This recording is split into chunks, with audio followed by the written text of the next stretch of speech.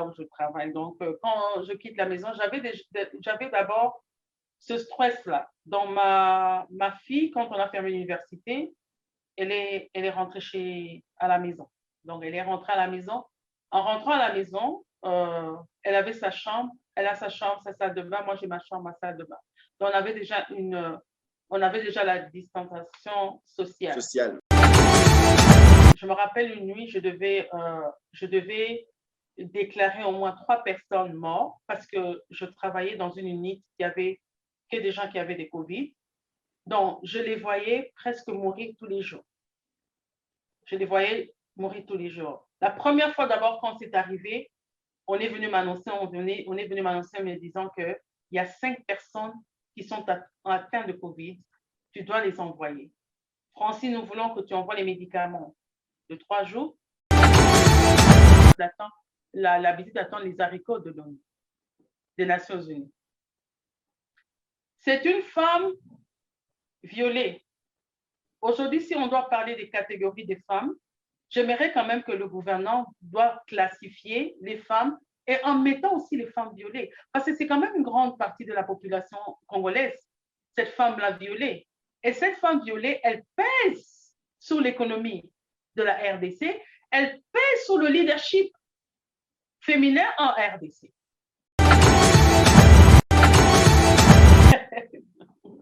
Monsieur Seforia, vous êtes journaliste, votre femme est ingénieure, on l'appelle à une réunion pour discuter les problèmes de l'électricité de Kinshasa. Comment électrifier la ville de Kinshasa? C'est en ce moment que vous voulez manger les ndakala.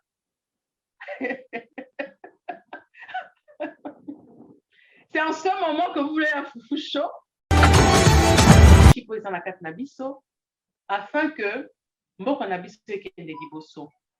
Tokokuta na jour moko kaka na muziki te, tosangisi mbongo tomeli masanga tolie, pendant que tozomona basi misusu bazoviole bango, bazokufa na nzala, bazokima bavillage na bango bazokende. Eza ntango moko vraiment nazosala appel ke toyokela mboka na biso mawa. De partout où vous nous suivez, soyez le bienvenu dans votre nouveau numéro du magazine Genre et Volontariat. Nous sommes le 8 mars 2021. Nous célébrons la femme dans le cadre de ce grand mois de la femme. Chaque année, l'Organisation des Nations Unies, à travers l'ONU Femmes, propose une série de thématiques qui accompagnent la célébration du mois de la femme dans le monde. Et la République démocratique du Congo n'en fait pas exception. Et pour cette année, le thème retenu, leadership féminin pour un futur égalitaire dans le monde de la COVID-19. Pour en parler, nous allons aux États-Unis d'Amérique rencontrer une compatriote, la présidente de Congolese Women for Peace, une as-belle à ne plus démontrée, à ne plus présentée par rapport à ses activités, parce que vous le reconnaissez, elle est en train de mener beaucoup d'actions en République du Congo. C'est pour nous un grand honneur. Nous recevons pour vous ce soir Madame Francine Lobo, qui est la présidente de l'ASBEL, Congolese Women for Peace, pour échanger autour du thème de cette année, leadership féminin pour un futur égalitaire dans le monde et de la COVID-19. De partout où vous nous suivez, vous saluons. Bonsoir. Bonsoir, Madame Francine Lobo, et bonne fête de la femme. Bonsoir, Monsieur Symphorien, et merci. C'est pour nous un grand honneur de venir vers vous pour échanger ce soir. Ma première question, COVID-19, la femme, on exige plus d'égalité, hommes et femmes. Quel est votre sentiment par rapport à ce thème de l'année?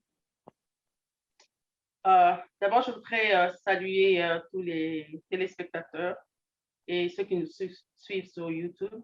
Je vous salue et j'espère que vous suivez les gestes barrières et que là où vous êtes, vous vous protégez et que vous avez un choix aussi pour accepter le vaccin. Donc, si vous l'acceptez, bonne chance de l'avoir et si vous ne l'acceptez pas, continuez à vous protéger parce que l'histoire nous montre quand même que cette maladie a duré plus d'une année et cette maladie est encore là.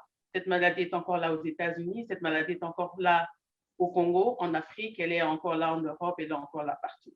Donc, il y a une conscience individuelle que chacun devrait chaque fois se réactualiser pour savoir quelle est la prochaine étape. Donc, c'est un peu ça. Et avant de commencer, de répondre à votre question, mes pensées vont directement au corps médical, toutes les personnes que nous avons perdues, tous les docteurs qui étaient au front, toutes les infirmières qui étaient au front, qui ont perdu leur vie et à cause du COVID. En tout cas, mes pensées à ces gens-là et courage à leur famille. Avant de répondre à votre question aussi, je dirais ceci. C'est une petite anecdote. Il y a 2 ans, j'ai été à l'ONU, à New York, pour participer au 63e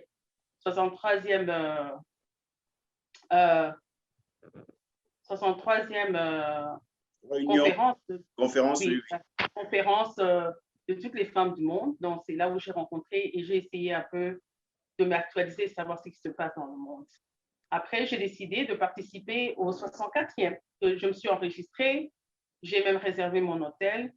Mais le même jour que je réservais mon hôtel, je recevais une lettre aussi me disant que c'était annulé à cause du Covid, tout justement, parce que le Covid venait de prendre son ampleur dans le monde.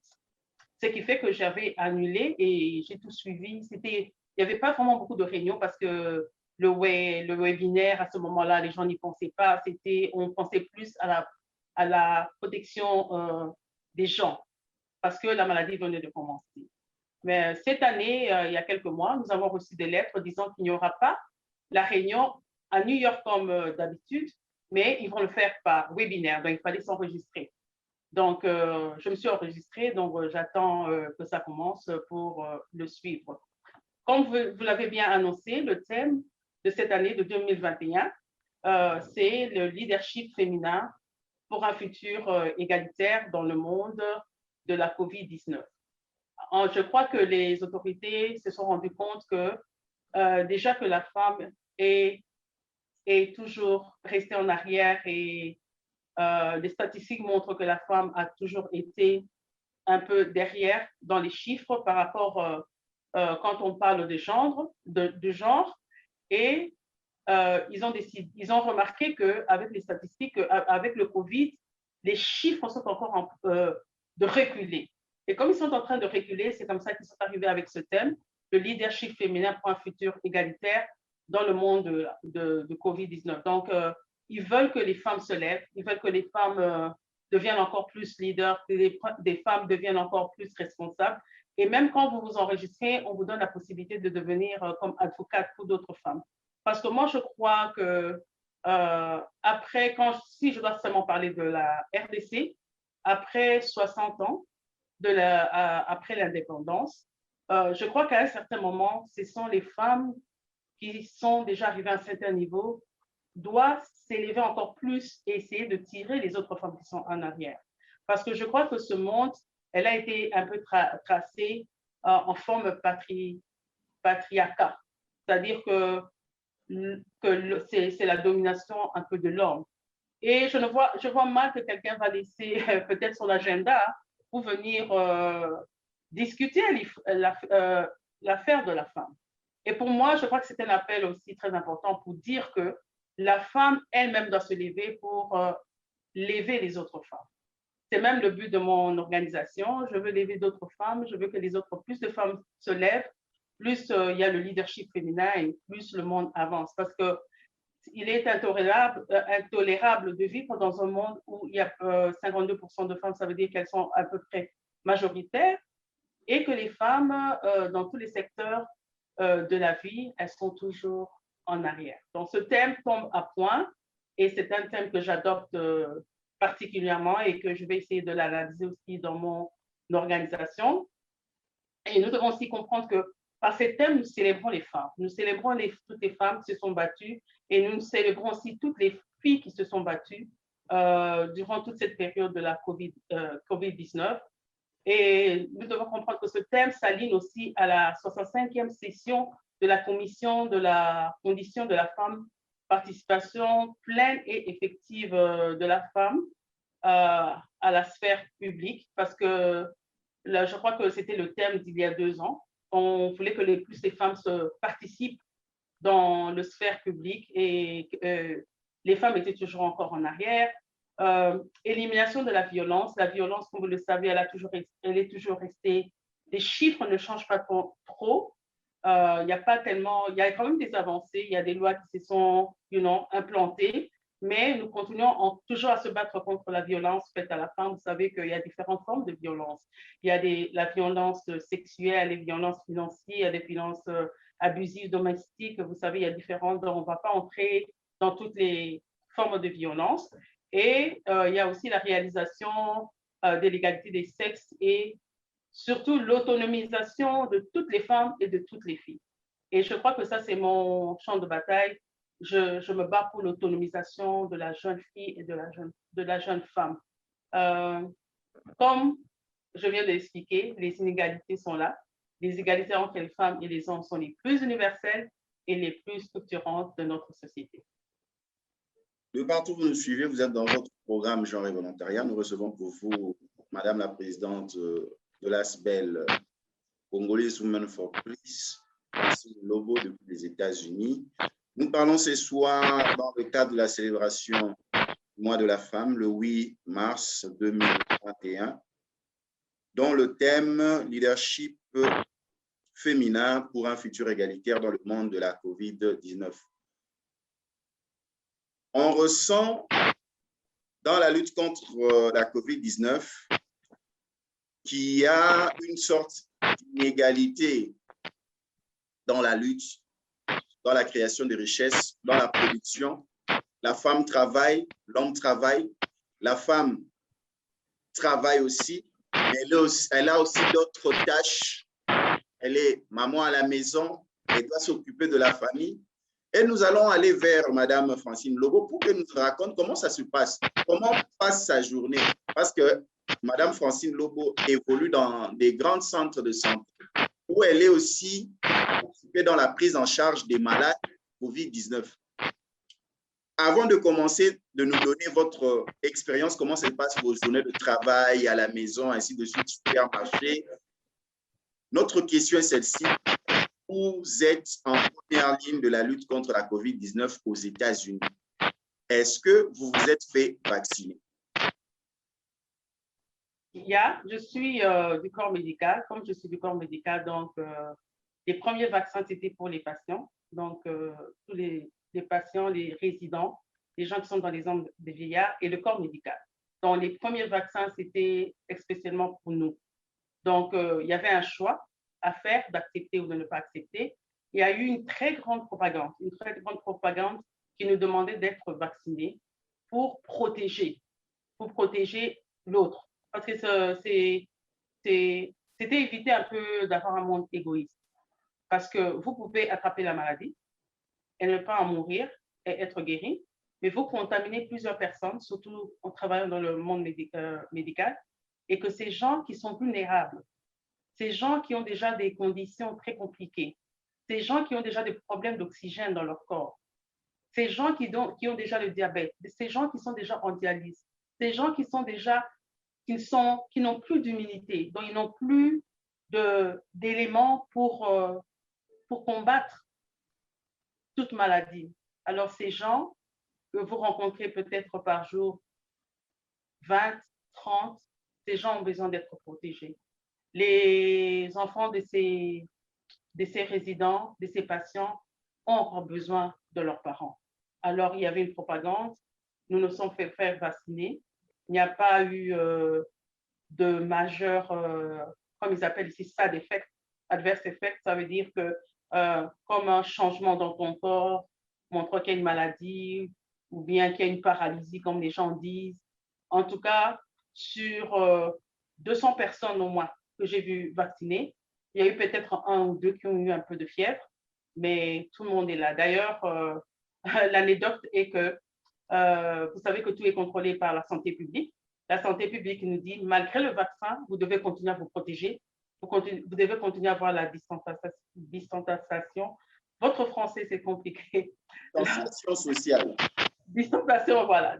Merci. Distanciation sociale, il nous demande toujours d'avoir ces distances. Ce qui fait que vous rencontrez des fois des patients et ils vous disent, j'ai été vacciné, pourquoi tu veux que je porte le masque?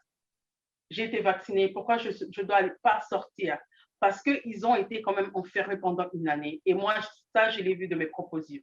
Ils étaient enfermés et aucune famille n'avait le droit de venir les voir. Donc, ce petit soleil qui est sorti au mois de mars en Illinois, ils veulent vraiment aller un peu au patio, aller dehors pour prendre un peu de l'air frais. Voilà. Comment se passent vos journées? Est-ce que vous sentez que vous travaillez plus que les hommes? Parce que vous travaillez, avant d'aller au travail, vous travaillez à la maison, vous faites le marché, ainsi de suite. Est-ce que vous sentez que la femme travaille plus que l'homme et surtout dans cette période de COVID-19, elle est encore plus exposée que l'homme?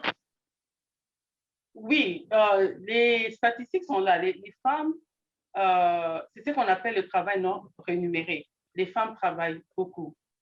Tu te réveilles le matin, donc on se réveille le matin, tu as déjà un demi-ménage à faire, arranger la maison, être sûr qu'il y a le pain pour le petit déjeuner, être sûr qu'il y a le lait, être sûr qu'il y a ceci pour le matin. Et puis là, maintenant, tu quittes la maison pour aller travailler. En quittant la maison maintenant pour aller travailler, disons par exemple qu'il n'y a pas à manger, donc tu dois sortir pour aller acheter à manger rapidement. Ce qui fait déjà que tu es à risque, tu vas à un lieu public où tu rencontres plusieurs personnes, tu choisis des produits que des gens ont déjà peut-être touchés et toi tu mets ça dans ta voiture, tu ramènes ça à la maison. C'est pour ça qu'il est recommandé de toujours nettoyer vos produits avant de les ranger dans les tiroirs et avant de les ranger dans, dans le frigo. Je crois que nous avons fait un spot intéressant l'année passée pour éduquer un peu la population sur ça.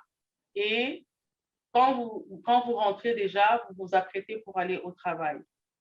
Vous devez maintenant acheter l'essence. Il n'y a pas d'essence, vous devez acheter l'essence. Donc, vous allez vous toucher la pompe qui a été touchée par au moins 10 personnes ce jour-là.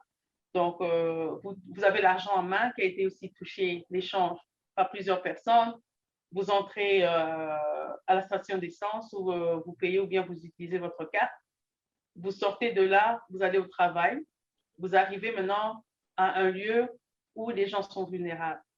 En arrivant dans un lieu où les gens sont vulnérables, c'est là où il y a maintenant le contrôle strict de toute personne qui entre dans ce bâtiment. Voilà, de partout où vous nous suivez, vous êtes dans notre programme Genre et Volontariat. Nous recevons pour vous Madame Francine Lobo depuis les États-Unis. Elle est la présidente de l'ONG ou l'ASBEL, Congolese Women for Peace. Dans le cadre de la journée internationale de la femme, ce 8 mars, nous abordons le sujet leadership féminin pour un futur égalitaire dans le monde de la COVID-19. Madame Francine Lobo, dans la prise en charge médicale, une personne atteinte de la COVID-19 ou bien une personne malade dans la maison, entre l'homme et la femme, il paraît-il que c'est la femme qui s'occupe plus des malades que l'homme. Est-ce que c'est vrai? Oui, effectivement, parce que déjà avant le COVID, c'est elle qui le faisait. C'est elle qui s'occupe plus des parents. Je vais prendre par exemple le middle age, les gens entre 40 et 50 ans. Ça, c'est la génération, c'est l'âge sandwich. Donc, vous avez les enfants derrière vous qui sont entre 20 et 25 ans ou moins, et vous avez les grands-parents qui ont 70, 80 ans, qui sont encore en vie. Et vous savez, ici aux États-Unis, les gens les gens ne meurent pas trop jeunes. Hein. Il y a la population des vieilles personnes augmente de jour en jour. Ce qui fait que cette personne-là de middle age doit s'occuper de ses enfants et doit s'occuper des parents qui sont vulnérables. Les enfants aussi sont vulnérables parce qu'ils sont à l'université. La plupart, ils sont à l'université où il y a plus de 10 000, de 20 000 personnes. Donc, ils sont aussi vulnérables et c'est comme ça qu'on a fermé les universités afin qu'ils ne soient pas atteints. Alors, c'est cette femme-là qui va s'occuper de ses enfants quand ils sont malades. C'est cette femme-là qui va s'occuper de son mari quand il est malade. Et c'est cette femme-là qui va s'occuper des parents, non seulement ses parents directs, mais ses beaux-parents aussi quand ils sont malades. Donc, elle est comme le centerpiece du COVID. Donc, elle est vraiment à la première ligne et elle expose sa propre santé parce que elle veut aider la famille, elle veut aider les membres de la famille. Est-ce que ce poids-là aussi, la femme le sent? Ça pèse sur elle. Oui, ça pèse. Moi, par exemple, je vais vous donner mon exemple là où je travaille. Donc, quand je quitte la maison, j'avais d'abord ce stress-là. Donc, ma fille, quand on a fermé l'université, elle est rentrée à la maison. Donc, elle est rentrée à la maison.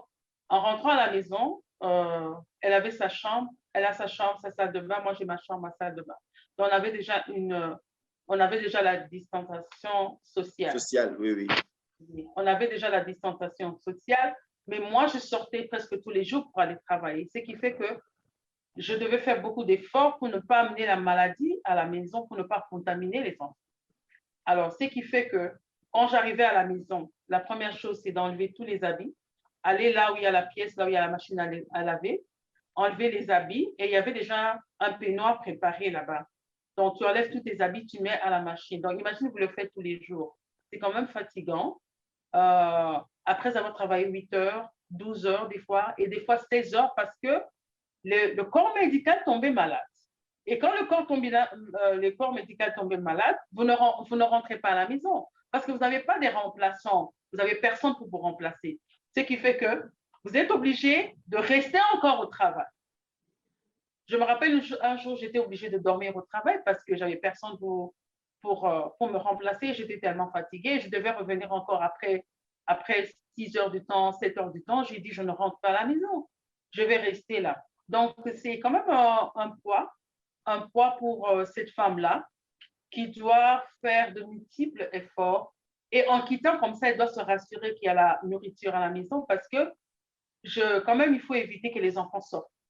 Parce que quand les enfants sont moins prudents un peu, tu vois, quand ils sortent, ils vont au cinéma, ils vont ceci, ils touchent tout. Donc, il fallait quand même éviter cette population, donc des étudiants, de beaucoup sortir. Au travail, le poids du travail devenait excessif et insupportable. Je me rappelle une nuit, je devais déclarer au moins 3 personnes mortes parce que je travaillais dans une unité qui avait que des gens qui avaient des COVID. Donc, je les voyais presque mourir tous les jours. Je les voyais mourir tous les jours. La première fois d'abord, quand c'est arrivé, on est venu m'annoncer en me disant qu'il y a 5 personnes qui sont atteintes de COVID. Tu dois les envoyer. Francis, nous voulons que tu envoies les médicaments de 3 jours. Francis, nous voulons que tu les envoies les vêtements de 3 jours. Et tout ça, ils me disent au téléphone. Donc, je n'ai même pas par mes supérieurs. Je n'ai pas le temps de discuter, de dire qui va m'aider. C'est moi qui dois m'organiser. Et eux, ils ont claqué, ils sont partis.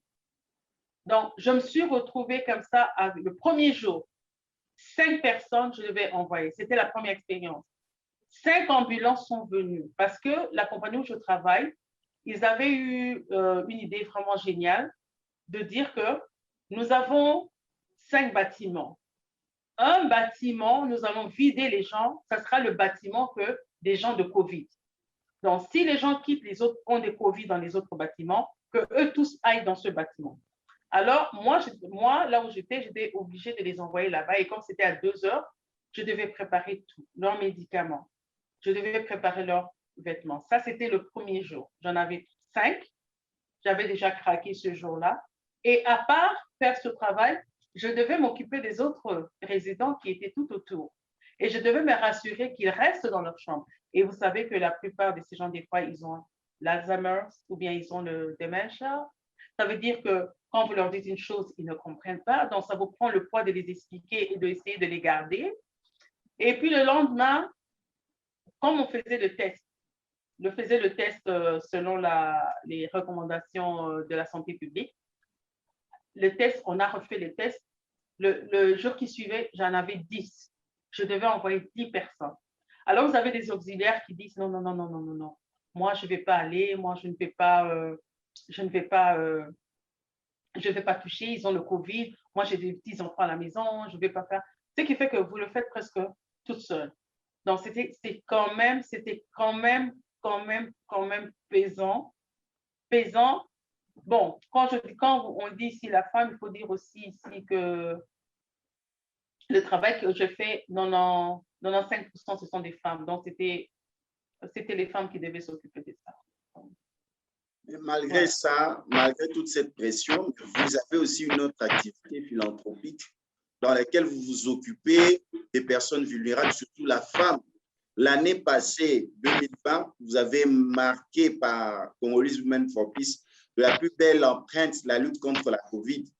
Quelles sont les actions menées par votre ASBEL, Congolese Women for Peace, en République démocratique du Congo? Oui, quand la COVID a commencé, j'ai voulu quand même mettre mon regard dans mon pays. Notre activité principale en République démocratique du Congo, c'est l'agriculture. Mais quand il y a eu la COVID, j'ai dû annuler beaucoup de choses. J'avais commencé à faire des marches de santé pour essayer d'amener un peu la paix entre les populations. On a fait à Goma et on devait faire une autre à Goma et à Kisangani. On avait déjà organisé. Il y a une centaine de femmes dans chaque ville. Essayer un peu de les amener à être ensemble, de se côtoyer, de s'aimer. Et la première fois qu'on a fait ça même à Goma, j'étais surprise que ces femmes ont continué à faire le sport. Elles continuent à faire le sport presque jusque tout aujourd'hui. Et il y a même des femmes de troisième âge. Il y en a qui ont maigri, il y en a qui sont presque plus malades à cause de ça. C'est vraiment encourageant. Et il y avait maintenant le COVID on avait déjà commencé à fermer les frontières. Mais en RDC, on ne disait pas encore quelque chose. Alors moi, je devais prendre une décision très forte et essayer d'annuler cette marche. Comme la femme congolaise, elle aime toujours la marche. Elles étaient déjà dans le bain, c'est préparé. Maintenant, ça m'a pris une semaine avant de décider. J'ai dit, Seigneur, qu'est-ce que je vais faire? Et finalement, je me suis décidée. Je leur ai écrit, j'ai dit, c'est annulé. Elles se sont fâchées 2 jours là et tout. Et puis après, j'ai dit non. Et j'avais raison. 2-3 jours après, on venait aussi de faire, comment on appelle ça, le confinement. Le confinement en RDC. J'ai dit voilà, j'avais raison. Et alors j'ai dit bon, je vais un peu, comme on dit, il faut changer les activités. Bien que cette activité n'a pas marché, j'ai dit je vais changer les activités. Alors j'ai acheté des machines à coudre à Kisangani et je leur ai dit de coudre. Je n'ai pas voulu qu'elles achètent. J'ai voulu qu'elles cousent des masques et remettre aux agents de santé en prison et à la police à Kisangani, les gens qui côtoient facilement la population, qu'ils aient des masques. Alors, elles ont fait des masques. Je leur ai demandé d'acheter les seaux afin qu'ils puissent se laver les mains. Je leur ai demandé, donc j'ai financé pour ces seaux, j'ai financé pour les savons, les gels. Et c'était vraiment une activité qui était vraiment appréciée à Kisangani. À Kinshasa, j'ai demandé à visiter les hommes de vieillard et de leur remettre des masques. Vous savez, avec les hommes de vieillard, on ne peut pas les filmer, prendre des photos. Ils ont besoin quand même de ce qu'on appelle privacy, d'avoir une vie secrète et tout. On a remis des masques là-bas et je me suis associée avec une autre ONG pour essayer de distribuer des masques dans les orphelinats et dans quelques marchés.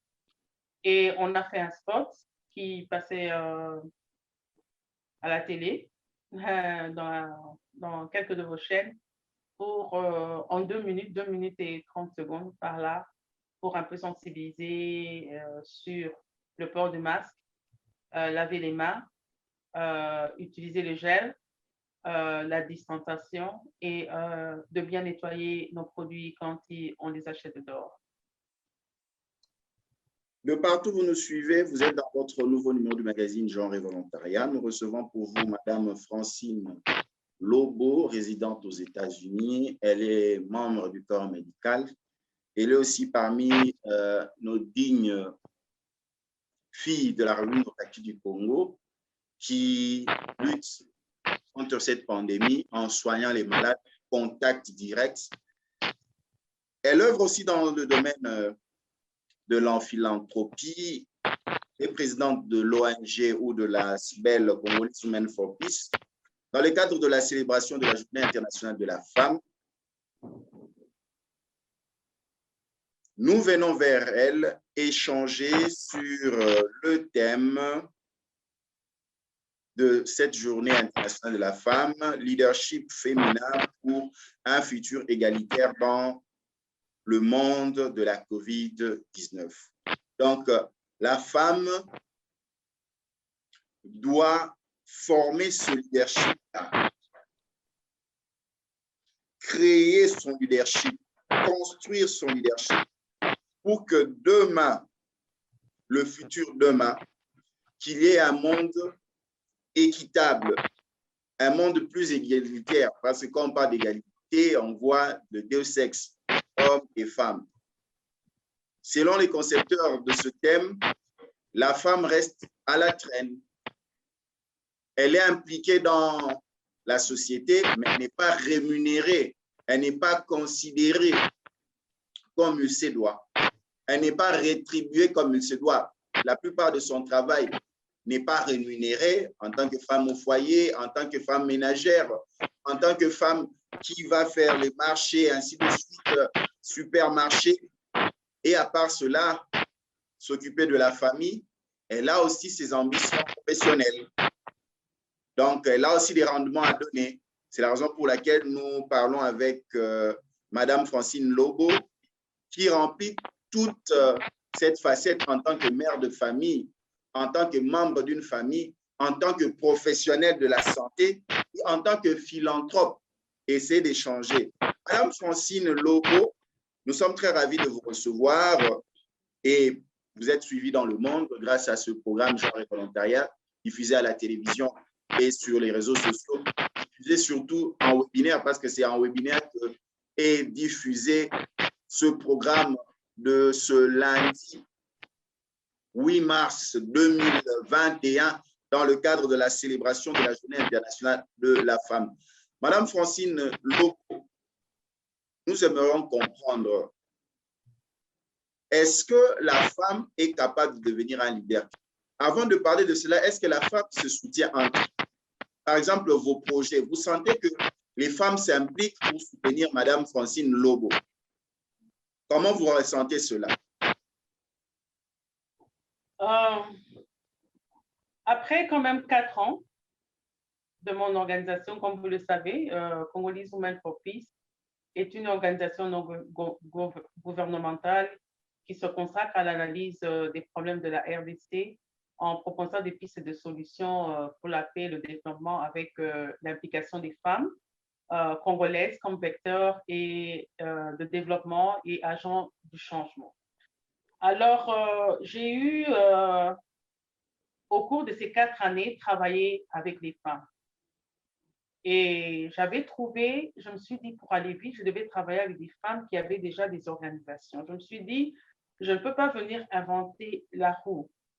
Je vais peut-être, mon organisation va porter main aux organisations qui appartiennent aux femmes, qui n'ont peut-être pas des moyens, qui ne savent pas comment avancer, non pas par manque de leadership, mais peut-être par manque de moyens. Comme vous le savez, je vais vous dire quelque chose. Vous savez que ce monde a été créé spécialement pour les hommes. C'est ce que les gens ne savent pas. Le monde, effectivement, a été créé par les hommes, pour les hommes. Je m'explique. Quand un architecte construit un bâtiment, il le construit par rapport à la force de l'homme, mais il ne le construit pas par la force de la femme.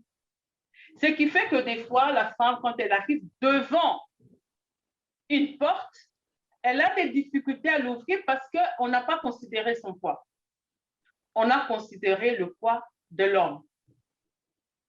Si vous regardez l'histoire même des airbags, vous savez que les voitures ont, on appelle ça des sacs à air quand on fait un accident. Le poids, la force de ces airbags a été analysée par rapport à la force de l'homme. Ce qui fait que les femmes qui sont faibles, quand elles font un accident et que cet air sort, elles ne meurent pas de l'accident, mais elles meurent par rapport à cet air-là, ce sac d'air. Ce qui fait que c'est un monde, oui, c'est un monde où les CEO, vous rencontrez plus des CEO Katende, des CEO symphoriens que des CEO francines. Il y a peu de CEO femmes, il y a des CEO masculins. Ce qui fait que les grandes décisions, donc pour arriver à votre question, les grandes décisions de ce monde sont prises par des hommes pour un peu les hommes. C'est comme ça que les femmes font ce combat de leadership afin de faire monter les femmes à ce niveau-là où se trouvent les hommes pour un peu essayer de résoudre le problème de femmes. C'est ça vraiment le grand combat. C'est comme ça que vous allez prendre, on a cassé la glace de verre, pour monter à l'échelon, elles ont fait ceci. Un exemple très simple, on est en train de parler de l'ONU. En 75 ans, il n'y a jamais eu de secrétaire général féminin. C'est toujours des hommes. Je ne veux même pas très loin. Président, pendant 400 ans, je ne sais pas, il y a eu presque 200 présidents aux États-Unis. Il n'y a jamais eu de président femme.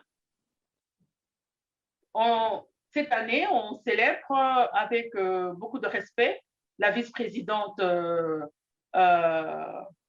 Kamala Harris. Je n'ai pas encore, je ne suis pas encore entrée dans son plan d'action de travail. Je les laisse un peu 3 mois et puis je vais essayer un peu de voir ce qui se passe. Et vous voyez, donc nous vivons déjà dans un monde pareil. Ce qui fait que les décisions sont prises par les hommes.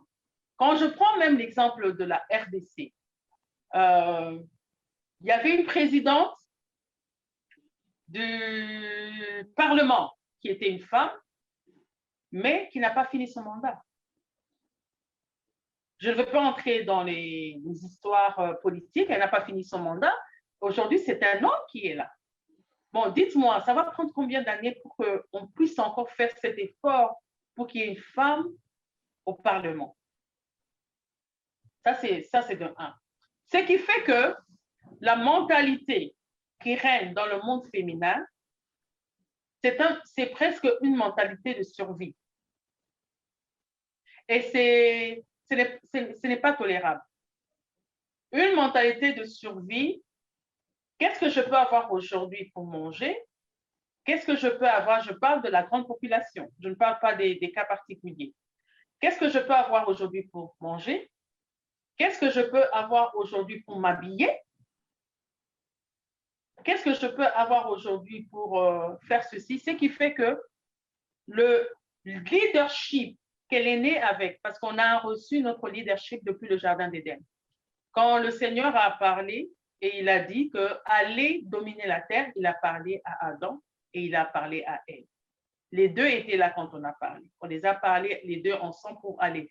Ce qui fait que le leadership qu'on les a donné depuis le Jardin d'Éden a commencé dès la sortie du Jardin d'Éden, si on doit dire cela, commencer à se réduire, à se réduire et à se réduire.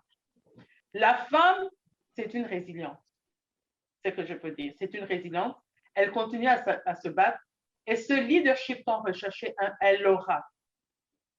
La femme, aujourd'hui, par exemple, si je dois prendre l'exemple de la femme congolaise, celle que j'ai rencontrée pendant ces 4 ans, c'est une femme qui, des fois, attend. Elle attend qu'on lui donne. Parce que c'est un pays qui est passé par plusieurs guerres. On a eu l'habitude d'attendre de l'ONU. On a eu l'habitude d'attendre le maïs de l'ONU. On a eu l'habitude d'attendre les haricots de l'ONU, des Nations Unies. C'est une femme violée. Aujourd'hui, si on doit parler des catégories des femmes, j'aimerais quand même que le gouvernement doit classifier les femmes et en mettant aussi les femmes violées. Parce que c'est quand même une grande partie de la population congolaise, cette femme-là violée. Et cette femme violée, elle pèse sur l'économie de la RDC, elle pèse sur le leadership féminin en RDC. Ce qui fait que le petit nombre aussi qui est resté, qui est devenu leader, j'aimerais plutôt m'adresser à ces femmes-là. Il est grand temps pour que les leaders des femmes congolaises se retournent vers les femmes. Se retournent vers les femmes pour leur donner la main et pour les faire monter. Plus nous avons des leaders, plus nous avançons et plus nous avons le développement en RDC. C'est comme ça que dans mon ONG, j'ai voulu prêter main à ces femmes-là. Ces femmes sont là, elles veulent manger, mais elles n'ont pas de terrain. Je dis, voilà ce qu'il faut pour le terrain. Ces femmes sont là, elles ne savent pas comment planter. Voilà ce qu'il faut pour planter. Ces femmes sont là, elles n'ont même pas les houes pour planter. Voilà le hou pour planter. Et c'est quand même, en 4 ans, vous pouvez voir que ces femmes se sont réveillées. Ce sont des femmes aujourd'hui à qui je ne dis plus. À Béni, j'ai financé l'autonomisation d'une femme qui s'occupe des orphelins parce qu'elle demandait l'argent pour nourrir ces orphelins. J'ai dit non, il faut que toi-même tu essayes avec les femmes qui sont là-bas, des autres femmes violées, que vous vous levez pour commencer à planter, à vous autonomiser. Elles ont fait le champ de maïs. Le champ de maïs les a rapporté l'argent. Aujourd'hui, excusez-moi, quand elles continuent leur champ, elles ne me posent plus la question. C'est ça la beauté même. Elles m'envoient juste des photos. On a préféré planter les sojas, on a préféré planter les choux et j'ai vu les photos. À Goma, on n'en parle même plus. Elles sont montées, elles ont planté, elles ont planté. Aujourd'hui, la présidente, elle a sa propre compagnie. Afrima, je ne me rappelle plus très bien du nom. Elle a sa propre compagnie. Elle fait des produits naturels. Des produits naturels pour les cheveux, des produits naturels pour la peau, des produits naturels, c'est vraiment des produits pour les enfants. Avec le soja, les haricots, elle fait de la nourriture un peu sec dans des sachets qu'elle vend, qu'elle revend à la population de Goma. Donc, ces femmes ont quand même retrouvé, elles ont toujours le leadership dans elles, parce que le leadership est dans elles, c'est inné dans elles. Il faut juste le réveiller afin qu'elles puissent accomplir des choses. Et dire que la femme elles n'ont pas de leadership, c'est faux. Bon, ce que je remarque plus en Afrique, je remarque que la femme qui réussit vraiment, elle n'a plus le temps pour celles qui sont des fois restées en arrière. Elle veut paraître, elle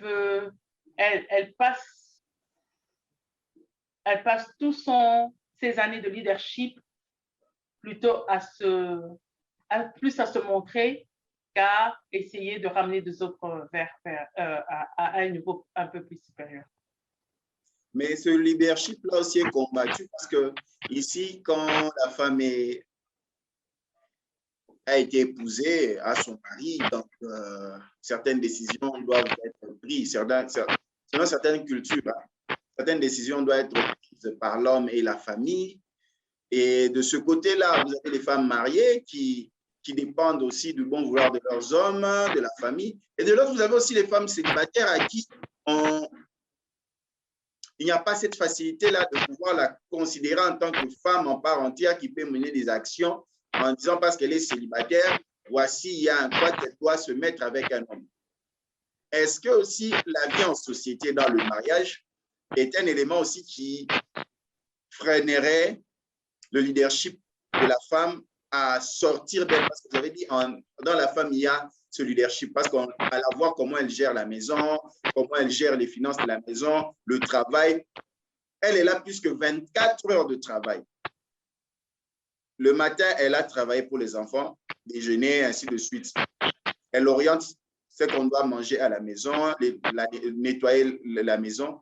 Et ça va pour le travail, elle va travailler. Et quand elle retourne, elle attend son monsieur parce que le monsieur doit manger, ainsi de suite. Est-ce que c'est archaïque? Comment développer la femme? Comment cette femme peut s'exprimer? C'est un problème de culture. Il est regrettable qu'au XXIe siècle, nous vivons encore avec des mentalités qui retardent un peu la société. Je suis fâché parce que tu n'as pas préparé pour moi du foufou chaud. Monsieur Sephoria, vous êtes journaliste, votre femme est ingénieure, on l'appelle à une réunion pour discuter les problèmes de l'électricité de Kinshasa. Comment électrifier la ville de Kinshasa? C'est en ce moment que vous voulez manger les ndakal.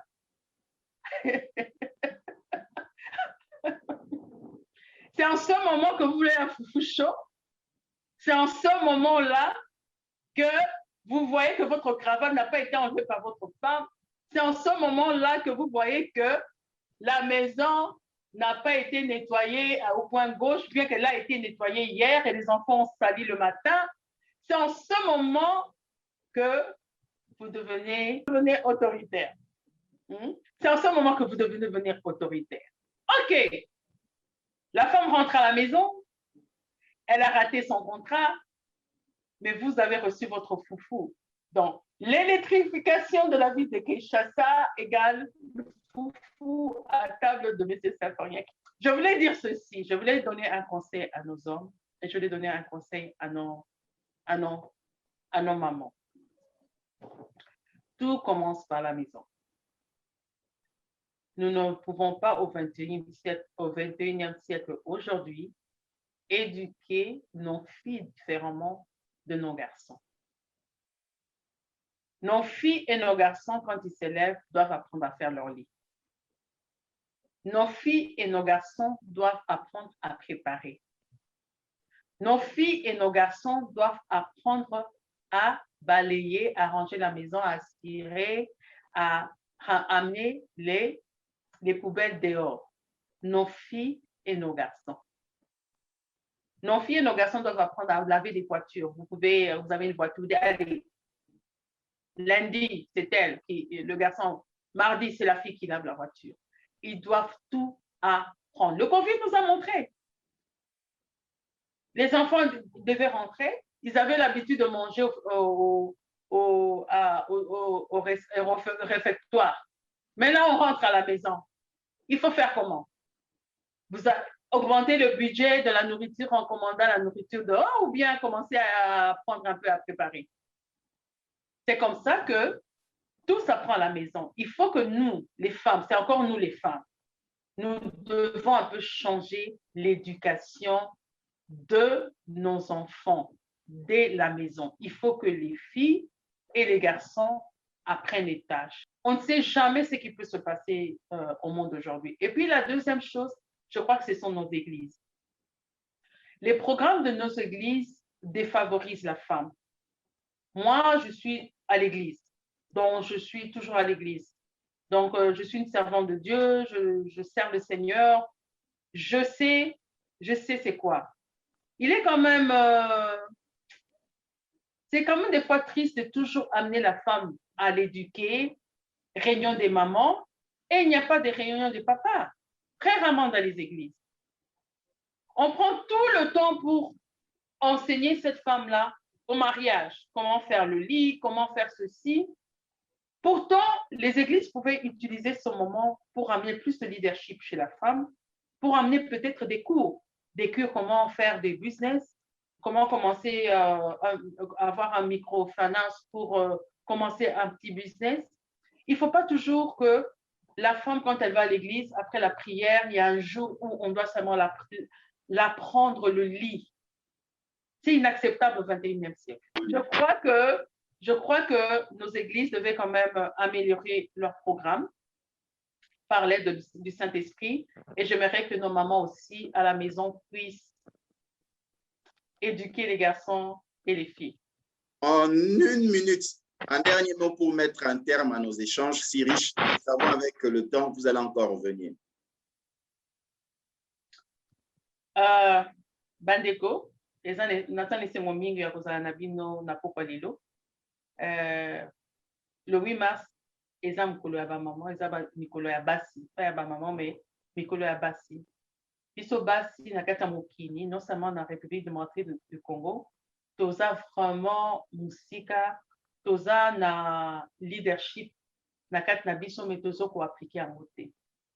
Na kosambela Nzambe apesa biso ngolu ya kopesa biso makasi ya kokutanaka mpona kozwa baide ya kobimisa baleadership oyo eza na kati na biso afin que mboka na biso ekende liboso. Tokokutana jour moko kaka mpona muziki te, tosangisi mbongo tomeli masanga tolie pendant ke tozomona basi misusu bazoviole bango, bazokufa na nzala, bazokima bavillage na bango bazokende. Eza ntango moko vraiment nazosala appel ke toyokela mboka na biso mawa. L'air tozoleka na ba télévision, tozoleka na ba YouTube, tozokenda na ba réunion, tokanisa mboka na biso, todétruire mboka na biso te. Eza lisusu temps ko détruire o eza détruire te. Eza temps mpona biso tolakisa leadership na biso mpona kobimisa mboka na biso na etumbu watana. Un grand merci à Madame Francine Lobo pour avoir accepté de participer à ce programme. Merci. Vous nous avez raté ce mercredi à 22 h sur nos chaînes partenaires. Rattrapez-vous sur tous les réseaux sociaux et suivez-nous à gogo sur nos liens que nous vous envoyons. Quant à moi, je vous dis à la prochaine. Que Dieu vous bénisse. Bonne fête à la femme congolaise. Que cette célébration ne soit pas que des pagnes, mais une célébration en réflexion, en pensée, et que le leadership féminin soit mis en exergue en République démocratique du Congo. Un grand merci. Merci, Madame Francine. Merci, Monsieur Symphorien. C'était un plaisir d'être avec vous. Merci.